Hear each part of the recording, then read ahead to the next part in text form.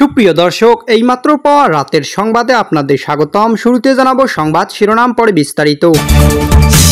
শুরুতে জানিয়ে দেব, নাহিদের ছত্রছায়ায় গড়ে উঠেছে চাঁদাবাজির সাম্রাজ্য, দেশজুড়ে চাঁদা সন্ত্রাস। বিএনপি ভোট ডাকাত, কিন্তু বিএনপি ভোট চুরির অভিযোগ করে, থাকছে বিস্তারিত প্রতিবেদনে। আরও জানিয়ে দেব, গোপালগঞ্জ সেনাবাহিনী ও পুলিশের গণহত্যার প্রতিবাদ ওয়াশিংটনে, থাকছে বিস্তারিত। সুপ্রিয় দর্শক, এতক্ষণ শুনছিলেন সংবাদ শিরোনাম, এবার জানাবো বিস্তারিত।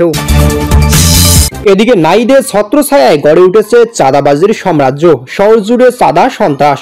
ঢাকা শহরে চাঁদাবাজির সিন্ডিকেট চালাচ্ছে বৈষম্য বিরোধী ছাত্র আন্দোলনের নামে।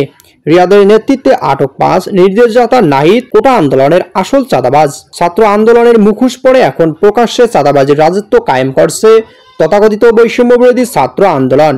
এই আন্দোলনের ঢাকা মহানগর শাখার সিনিয়র সংগঠক আব্দুর রাজ্জাক বিন সুলাইমান রিয়াদ নিজ হাতে নেতৃত্ব দিয়ে গুলশানের সাবেক মহিলা এমপির বাড়িতে চাঁদা আদায় করতে গিয়ে পুলিশের হাতে ধরা পড়ছে। তাদের সঙ্গেই ধরা পড়ে আরও 4 চাঁদাবাজ সমন্বয়ক। তারা দাবি করেছিল 10 লাখ টাকা না দিলে ভয়ভীতি, অপপ্রচার ও সামাজিকভাবে হ্যায় করার হুমকি। পরিচিত দিত সমন্বয়ক নামে, অথচ কাজ করত এক একটা সুপরিকল্পিতভাবে চাঁদাবাজ চক্রের সদস্য হিসাবে। এই গ্যাংয়ের মূল মাস্টারমাইন্ড হচ্ছে কোটা আন্দোলনের নৈপথ্যে কালো চরিত্র নাহিদ। এ ঘটনায় প্রমাণ করে কোটার সংস্কারের নামে যারা একসময় রাষ্ট্রবিরোধী আন্দোলন করত, তারা আসলে ছিল অপরাধী তৈরির কারখানা। এদিকে বিএনপির ভোট ডাকাতরা যখন ভোট চুরির অভিযোগ করে, জেনারেল জিয়ার আমলে নির্বাচনের কথা বাদই দিলাম, প্রতিটি নির্বাচনে ছিল নির্বাচনের নামে আটক। 1996 সালে 15 ফেব্রুয়ারি খালেদার বিএনপির একটি একতরফা প্রহসনে নির্বাচন করে। সেই প্রহসনে একতরফা নির্বাচন মোট ভোট পেয়েছে বলে দেখানো হয়েছিল 21% এবং বিএনপি 278টি আসন লাভ করে। সে নির্বাচনে ফ্রিডম পার্টিকে 1টি ও স্বতন্ত্র প্রার্থীকে 10টি আসন দেওয়া হয়েছে।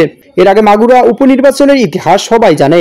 90 পরবর্তী সময় মাগুরা এবং রাজধানী মিরপুর উপনির্বাচনের মাধ্যমে নির্বাচন কারচুপির আনুষ্ঠানিক, প্রতিষ্ঠানিক এবং ধারাবাহিক কার্যক্রম শুরু করেছে বিএনপি। এরপর 2004 সালে 1 জুলাই তৎকালীন ঢাকা, রমনা, তেজগাঁও সংসদীয় আসনে উপনির্বাচনেও বিএনপি নির্বাচন ব্যবস্থাকে এক প্রহসনে পরিণত করেছে। 2006 এসে তত্ত্বাবধায়ক সরকার ব্যবস্থা নষ্ট করল কে? প্রধান বিচারপতি বয়স বাড়িয়ে নিজেদের পছন্দের বিচারপতিকে তত্ত্বাবধায়ক সরকার প্রধান বানাতে চেয়েছিল বিএনপি।